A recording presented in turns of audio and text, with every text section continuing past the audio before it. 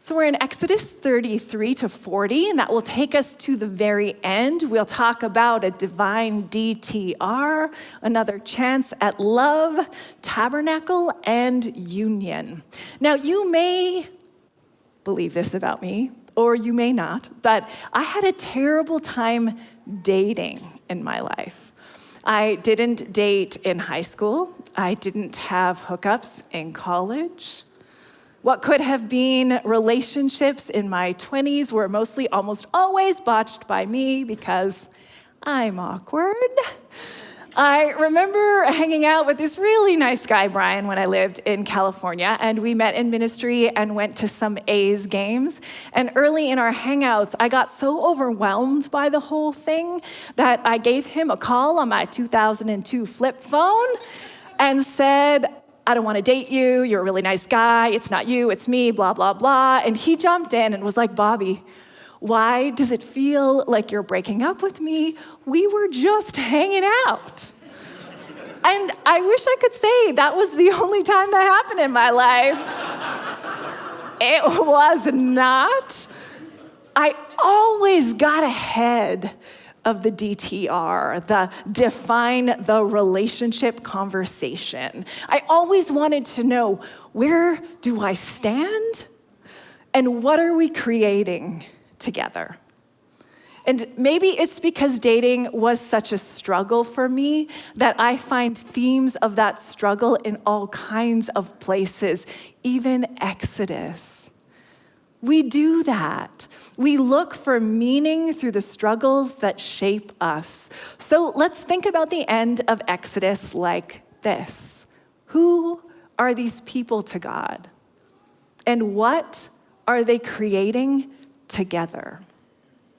We'll start with the story in Exodus 33. At the beginning of the chapter, God tells Moses to take the Israelites and head to the promised land without God. After the golden calf fiasco, we're told that God is still reeling from the betrayal. And Moses won't have it. There's this scene in what is called the tent of meeting, this minimalist version of the tabernacle, which Moses sets up on the edge of camp. It's where Moses meets with the divine face to face. And face to face is a Hebrew idiom that means Moses and God are in direct communication. There's no actual face of God looking like, I don't know, Idris Elba. The expression has more to do with their voices. So listen in on how Moses changes God's mind.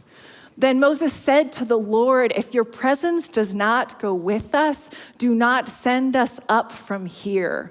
How will anyone know that you are pleased with me and with your people unless you go with us? What else will distinguish me and your people from all the other people on the face of the earth? And the Lord said to Moses, I will do the very thing you have asked because I am pleased with you and I know you by name. What I love is that Moses tells God how Moses and the people of Israel should be treated, and God listens. Theologian Ellen Davis frames Moses' conversation with God here as a domestic dispute. It's intimate, it's involved, and even a little tense. And can you hear how Moses is in the driver's seat? Not because he just sat back and waited his turn, but because he became a person of action, speaking for God and negotiating with Pharaoh and delivering new laws and ways of being. Moses got involved with the plans of God, and before he knew it, the plans of God couldn't go anywhere without him. Some of us are content to speak of God's action in our lives. We're confident. We say, Jesus really showed up for me, or this is what God wants me to do. And others are less sure, or we're in a season of feeling less sure. Speak to God face to face. I never get a reply when I try. And if we're defining our relationship with God, and it is changing with us as we change, might God speak in infinite ways? God might blaze from a bush in the desert. God might whisper wisdom in a person's open heart. God might sit on God's own hand saying, honey, you got this. God might zip God's holy mouth so that the silence is a gift where you finally hear yourself and learn to trust yourself. This is divine partnership. It is co-creative. It is wholly collaborative with one party refusing to always take the lead. So Moses comes out on top. And then we launch into a redo of the relationship Yahweh has with Israel. It's another chance at love. In Exodus 34, the Lord instructs Moses to chisel out 2 new stone tablets. Moses gets to work and then hikes up Mount Sinai in his tivas with the tablets in his hands. Verse 6 and 7. And the Lord passed in front of Moses, proclaiming, the Lord, the compassionate and gracious God, slow to anger, abounding in love and faithfulness, maintaining love to thousands and forgiving wickedness, rebellion, and sin. Yet the Lord does not leave the guilty unpunished. God punishes the children and their children for the sin of their parents, for the 3rd and 4th generation. This is what is known as the 13 attributes in Jewish tradition. This dating profile of the divine, if you will, is listed 14 times in the Hebrew scriptures. It's God's best qualities, repeated and clung to and cherished. Now, I thought about cutting off verse 7 for the reading today. It's that part about God's punishment reaching the children and their children for the sin of their parents for 3 or 4 generations. I mean, that sounds cruel. But whether we like it or not, there are diverse pictures of God across the scriptures. And a more empathetic question would be why? Why did people need a God like this? It could be that they are just so tired of the abuse from empires squeezing all their vitality out of them that they long for a God to defend them. Who could hold that against slaves? At the very least, these texts describe the way harm ripples out across the generations of people who are oppressed by forces so much bigger than them. And side note, if you want to know more about intergenerational trauma, read anything by the Canadian physician Gabor Mate, who spent years working in Vancouver's downtown east side. So, here we are in the story. The covenant is renewed. The commandments are reestablished. Wonders are promised for the whole world to see. And Moses gets a bit of a makeover. When Moses came down from Mount Sinai with the 2 tablets of the covenant of the law in his hands, he was not aware that his face was radiant because he had spoken with the Lord. And the Hebrew word for radiant here is karan, and it's only used 4 times in the Old Testament, 3 times in Exodus 34, and once in the Psalms where it means horn to refer to a bull. So is Moses the golden calf, the bull now? No, that's actually not what it means. My brain really wanted to make a connection there this week. It's not there.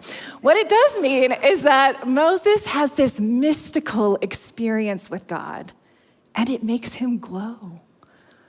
That's not a stretch in an ancient Near Eastern imagination where radiance refers to the luminosity of the gods and the authority of rulers. So if you're glowing, maybe it's God. I'm sure you've heard it said that couples, as they age, they start to look like each other. Maybe you're kind of wondering, like, is this happening in my life? Rest assured, a study out of Stanford University says that does not happen. We have just evolved to prefer sameness, and so we partner with similarity. And still, I really think the idea is here. Moses and God are merging. One scholar says that Moses' face actually becomes the locus of God's presence, and more, the veil used to hide Moses' holy makeover, because it so freaks the people out, is similar to the curtain in the tabernacle protecting the people from God's holy presence. So now Moses is tabernacle too. And details of the tabernacle take up big swaths in the text too, in fact. Exodus 25 to 31 is where you'll find all these instructions about how to build and adorn what was supposed to be this portable sanctuary. Details like this ark covered in pure gold, the inside, the outside, the cover, all solid gold. And the table of acacia wood, also covered in gold with plates and dishes of pure gold. And 10 curtains of blue, purple, and scarlet linen fastened with 50 gold clasps. There's a courtyard. There's this design of priestly garments. There's incense and basins and oils. And then Exodus 35 to 40 is where you'll find descriptions of the tabernacle's execution, its construction, its completion. Work is described as the sharing of skilled labor, the contributions of many offerings. A foreman, Bezalel, whose name means he's always in the presence of God. And combined, these tabernacle chapters make up 1/3 of Exodus.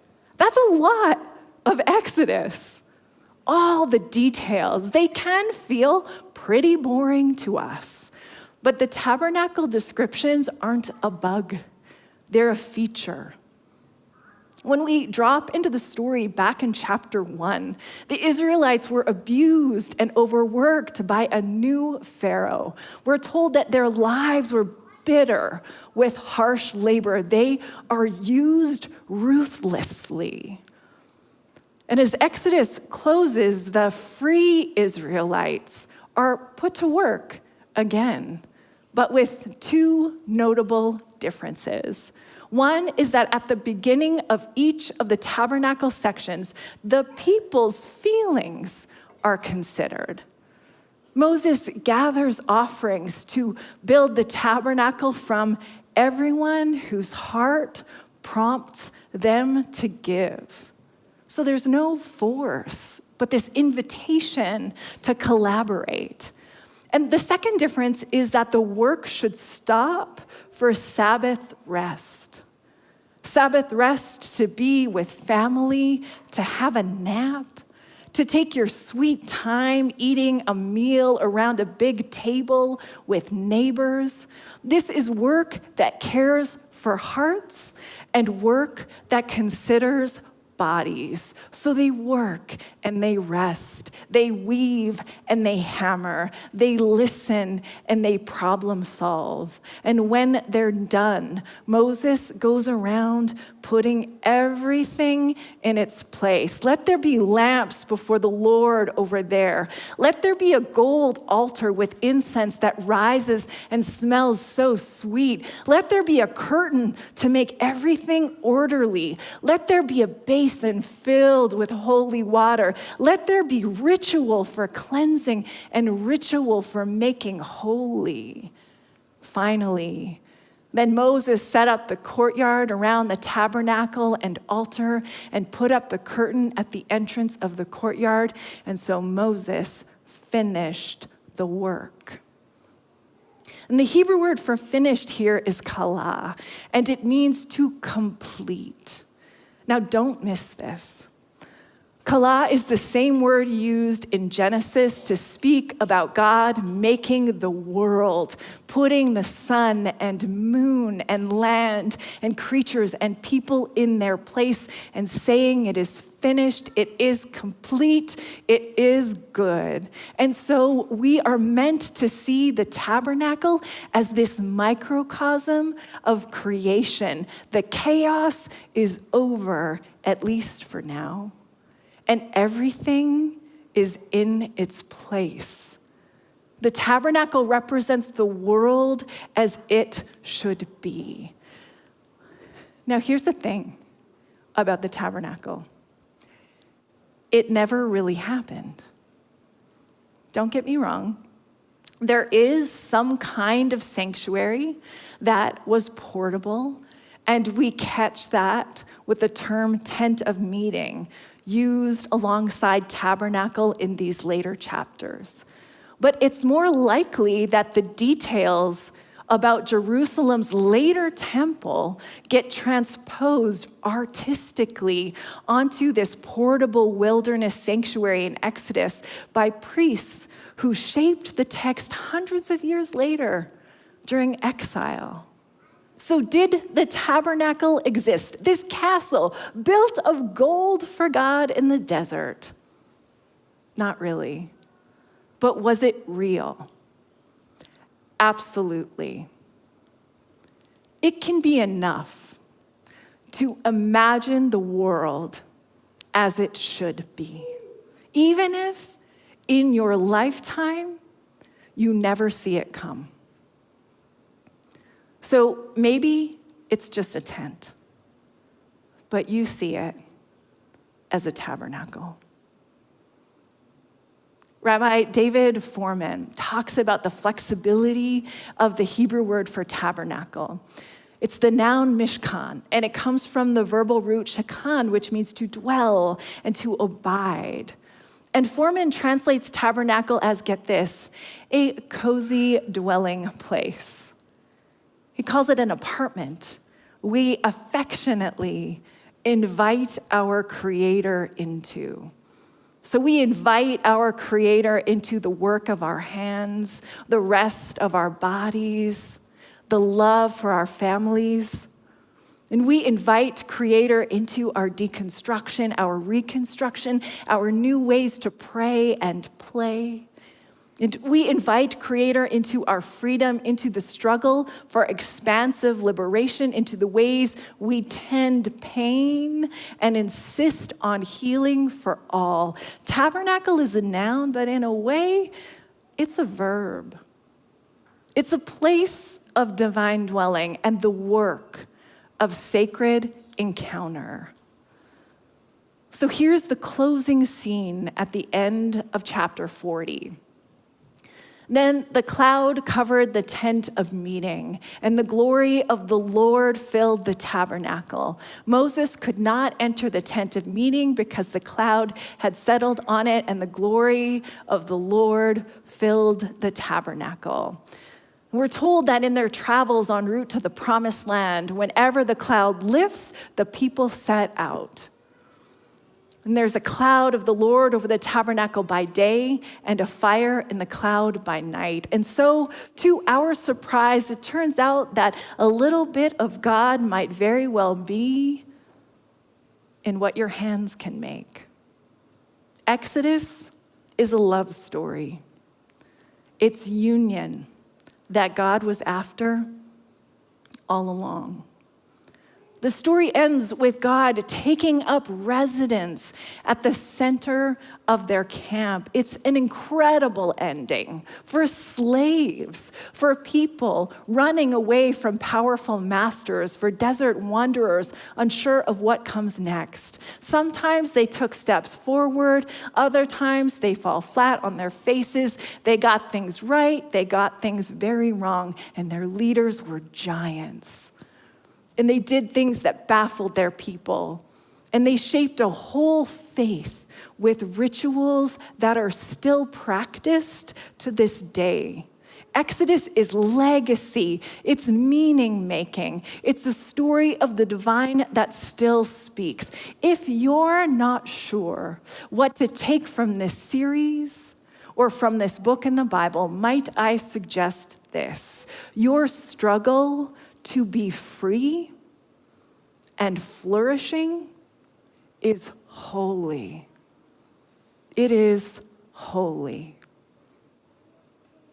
Now, I have a practice that I have used in my life for as long as I've been a student of the scriptures. I hold the Bible in one hand, and in the other, as I study, I hold a cultural artifact, often a piece of art in visual, written, or sung form from our time.